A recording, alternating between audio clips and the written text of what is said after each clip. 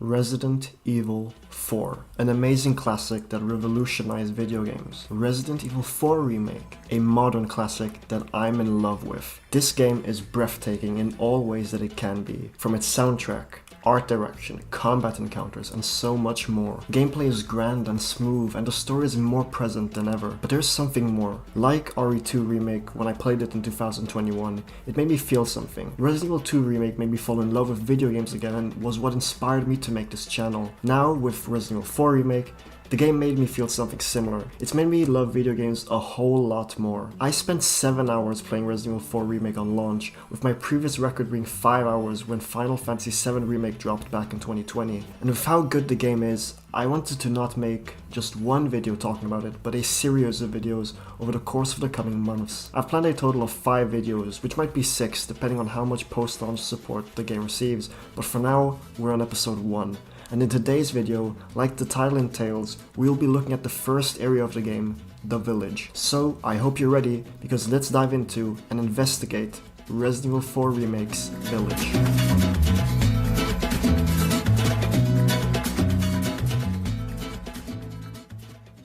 I did make a retrospect on the original RE4 on the 1st of March, and I started it off by saying that the introduction was pretty much perfect. From the way it sets the balance of its tone of seriousness and goofiness to introducing key gameplay mechanics that will show up later on, and overall just being super fun to play through. And having something as good as this leads to one question: how on earth can you improve upon something that is pretty much perfect? Well, either you do or you don't. Or you do what Capcom did and make it different enough but on par with its original. That's right, I'm coming with the opinion that I believe that the remake's introduction to be on par with the original and a bit better in certain scenarios. The first house, the Hunter's Lodge, is now— wait, hold up. First, the car ride. My biggest critique on the original's opening was Leon's opening monologue. I felt that it was too vague in its depiction of the fall of Umbrella, and Leon seemed pretty nonchalant about his experience in Raccoon City in Resident Evil 2. Well, the remake changes up both of these things. First, in relation to Umbrella, it's not really mentioned what happens to them because the main focus is Leon on how he has tried to live after the events of RE2. He was taken away choice and forced to work under a secret government training program which helped him suppress his memories of Raccoon City, although only for a short time. I love how this new monologue directly connects it to Resident Evil 2, making it feel like a continuation of the story rather than just a summary of what happened back then. And this continuation is something that keeps going throughout the whole game, but back to the introduction. The car ride is just as iconic as ever and takes lots of correct cues from the original. I love the camera work that they took from the original, cutting back and zooming in on the characters from odd angles, making it evident that they are being watched. Furthermore, the voice acting done here is super well done. Leon's voice has this deeper tone to it, but it also enough to let him say funny things to express himself. You will realize that content has been cut, as the Kumbaya Boy Scout bonfire line is cut, but replaced with roasting marshmallows instead. This to me is a very early indication that the game will tread the same story points as the original, but differ enough to make this experience an amazing one. The parking ticket line is still in the game, and I've got to give credit to the 2 short performances by the Spanish cops. Unlike the original where they legit sounded like 2 goofballs, now they actually sound like proper cops and acted a lot more appropriately. When one of them had to leave the car and the other responded to him in Spanish, I was so happy that the Spanish used was from mainland Spain. ¿Qué más puedo decir? Es perfecto. Moving on, we have the first villager's house, and leading up to the village attack. In my eyes, I was very skeptical as to how Capcom would remake this area. Would they go beat for beat, remove sections, or expand upon sections? The direction Capcom did end up choosing was expand some and cut out others. The most notable one is the very first village house. Walking up to the house, you will realize the woods are a lot darker than they used to be. There are also traps set outside like this barbed metal wire showing the hostility of the village. The main attraction, the house, now has 3 stories to it, an extra 1 compared to the original, and what's more, each floor has a lot more depth to it. There are more rooms, there are a lot more decorated than the original, but the big highlight here is the encounter with the first villager. He still looks at you creepy and moves around really unsettlingly. Leon also speaks to him in Spanish instead of English, and, like the first time, the Ganado takes the first opportunity to strike Leon when his back is turned, leading to a quick cutscene of Leon roundhousing the villager, sending him into the afterlife, until he isn't. As you explore the basement of the house, which is darker and a whole lot creepy, we find the missing cop who is dead, and as we leave the basement, the dead Ganado comes walking at us. Although walking isn't the right word here, he has this quick pace with his neck in the same state when we slammed him into the wall earlier. Truly terrifying. The encounter continues as usual. Head upstairs, a new story cutscene with a picture of Ashley, and then jump out the window. It is small, but I did realize how the small combat encounter with the Ganados outside the house was cut. But with how much they expanded the first house, I see no problem with it. Next up, the village attack. My goodness, they knocked it out of the park with this one. It plays out the same as the original, but with one key difference, which actually two, but both relate to the gameplay. First, Leon's movements. Leon can now aim and shoot while walking. Do you know how much that changes everything? Now you don't have to come to a standstill anymore. What's more, because of this groundbreaking modernization, Leon is a lot more flexible than before, giving us the player a lot more options to deal with situations. However, giving the player this much freedom can lead to one issue, because if freedom isn't controlled, it can become too easy. This is why one of the biggest changes implemented was making the Ganados go goblin mode. When I say these guys are scary, they are. They rush you at any given time, all the time. I first realized this when going into the shotgun house. In the original, I had time to pick up all the items in the house, but now, villagers had already broken in before I was able to get to the shotgun. I have to mention that I played on standard difficulty. With the Ganados being this much more aggressive, it leads to the encounters being a lot tougher than they used to be, and that goes for the whole game. RE4 Remake is a lot tougher than its original, but back to the attack, it stays the same with the exception of the Ganado speed. The Chainsaw Man is back, bigger and stronger than ever, who takes out anything and anyone in his path, and after a certain amount of time has passed, the villagers all drop their weapons to the sound of La Campana, where we then hear, once again, one of the most iconic lines in video game history. Where's everyone going? Bingo? And that's the introduction. And your biggest takeaway from this is one thing, or should be one thing, and it is that RE4 Remake won't just be a lot grander than its original, but it's also a whole lot more scary.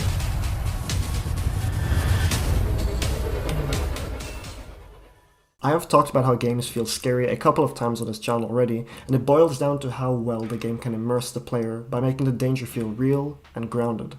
RE4 Remake does that, big time. There are so many aspects that the remake does to create the fear that it embodies, and a big reason as to what makes the fear more prevalent is the more serious nature of the story. The game does a good job at reminding you that the story is not super far-fetched, and that it is a real danger to the characters at hand.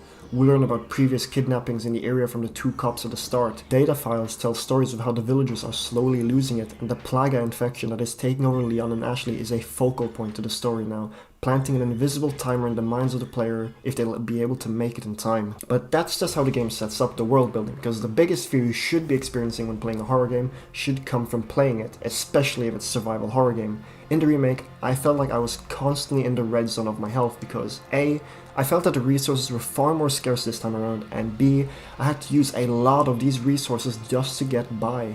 This then leads to one of my favorite parts of the remake, the increased aggression of the Ganados, like I mentioned. In the original, I could stand in a corner and take my shots at a decent pace without getting overwhelmed. Now, that is not a viable option anymore. Even when I think I've left some ground between me and the Ganado to pick up an item, I instantly get jumped because they're just that more aggressive. Every encounter became a tough one, where careful planning went into how I would take out each enemy, or how I could interact with the environment. Maybe in the barn area I would think of aggravating the pigs to distract the enemies, or using explosive barrels. And going back to a lack of resources, I would always think about conserving my ammo, especially shotgun ammo, because these guys tanked a lot of hits, and encouraged me to shoot more precisely so that I could stun them and melee them. The added feature of stealth also adds to the tension, because in the right moments you can bypass a lot of sections, but at the wrong timing you could get spotted, and then you gotta think on your feet about what to do next. All these situations lead to one thing, and that's the general vibe of each encounter and section of the village is a lot scarier. I think the level design makes the world feel a lot more condensed now. Not that it's smaller, but rather that the areas are a lot tighter, giving this claustrophobic sensation, bringing you a lot closer to the Ganados, which in turn bring them closer to you. The Ganados can mutate by two ways, either by coming back from the dead and charging you like a zombie, or the parasite sprouts out of their head and starts whipping around like crazy. This pushes you back, but backwards isn't always safe, so you have to be spatially aware and try to take them out as fast as possible. I also can't stress enough how much the RE engine helps add to the fear. The buildings and art direction make everything look horrifying. The lack of light in certain areas can quickly bring shivers to your spine. It's simply a visually stunning game, and to this point, I don't think there has been a single bad-looking game made on the RE engine. The Ganados look deranged and horrifying, and the bigger enemies like the Chainsaw Man and Bullhead look really intimidating. What that ties this all together is the sound design and music. I don't want to go in depth on this topic just yet because that's one of the videos I've planned to make for later on in this series of videos. However, what I can say is that RE4 Remake has the strongest soundtrack out of all the RE games, from creating the more solemn moments to the epic spectacles and the sound design, making the Ganados feel that much more closer to you, and the chants and mumbling that they do to themselves just gives them that much more personality. But going back a sentence, there was a word that I used that echoes throughout the game, and the village makes it crystal clear: epic.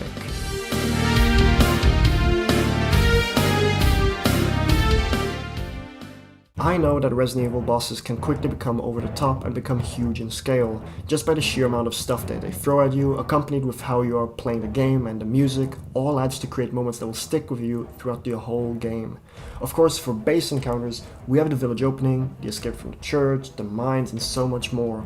All these areas seem bigger yet condensed, bringing the action to you. Take the mines just after you meet the merchant. This area was a standout for me, from the howling wind that isolated me from everything, which then suddenly shifted to a hectic scenario, with all the Ganados shouting, throwing stuff at me, cutting off the bridge, and I had to do everything I could to keep going. I do remember how cool this section was in the original, but it brought it up a few levels in the remake, which was a blast to experience. One of my favorite areas, which became a whole lot more epic in the remake, was the survival and the El Gigante fight. Both these sections now had a whole lot more urgency to them. Luis was a great partner shooting enemies when they got too close to me, and some occasional banter as well. A nice touch that I really liked with Luis: if you died, he would say this on the game over screen. A very fitting touch. But back to the core gameplay. The Ganados quickly swarm the house, and it's just as good as I remember it. Just now, the modern gameplay and faster aggression make the survival sequence that much more scarier and epic. The same goes for El Gigante. Although he remains the same, the biggest factor that makes the fight improved upon, in my opinion, is just the arena's looks and the epic music playing in the background. Also, Capcom did do a bait and switch, because the infamous That Dog does indeed return to help the player, only now in a different location. Thanks, bud. The Lago, the big fish monster, also remains mostly the same again, with the added music and arena making it that much more epic and a better experience overall. I guess it really does show that the original Resident Evil 4 was years ahead of its time, which no one can deny. However, my biggest praise in terms of making certain scenarios grander in scale was Chief Mendez. If you've been following Resident Evil 4 leaks for years now, you are bound to have heard that Chief Mendez was set to become a stalker enemy, apparently.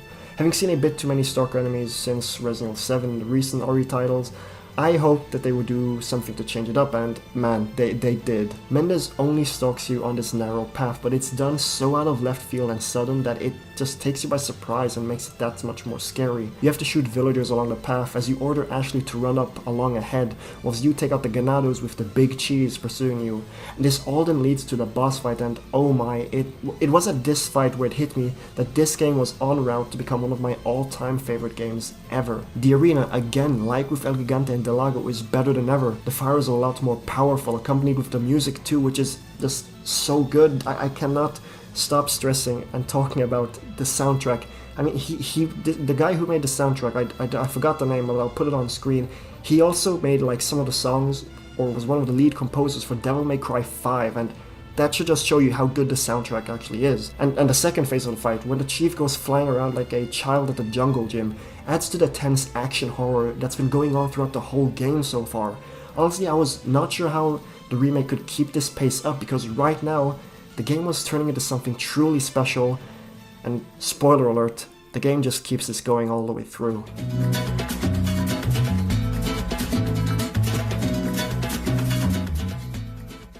And that is the village area of RE4 Remake. I do think it's better than the original version, from the way they created new scenarios despite having cut some of the content, but the cuts didn't feel forced and natural, and the stuff that they did cut show up in the forms of smaller Easter eggs, like this truck. If you've played the original, you know where the truck goes or what the truck did, but it's there as an Easter egg, I think. But moving on, taking the story in a more serious manner, with more epic moments and scarier feeling that stems from the improved aggression of the enemies and Leon's added movement, I think that the village of Resident Evil 4 Remake is just like the original, one of the best openings in gaming, and that's fun.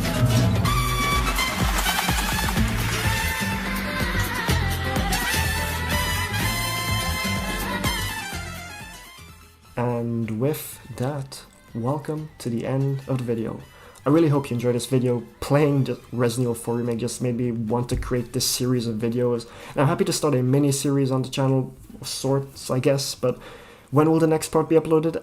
I don't know, but I can say that it will be coming soon. Maybe not the next video or the video after that, but it will be coming. It's in the works. Well, not yet, I haven't written it down yet or anything, but I've planned it out.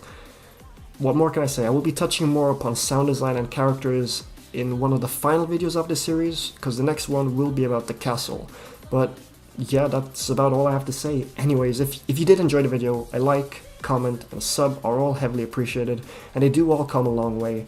With that said, I want to dive back in and keep playing Resident Evil 4 Remake, so I guess that's all from me for now. Again, thanks for watching, and I hope you enjoyed the video. Have a good rest of your day, night, and week. Hasta luego, and Storm out.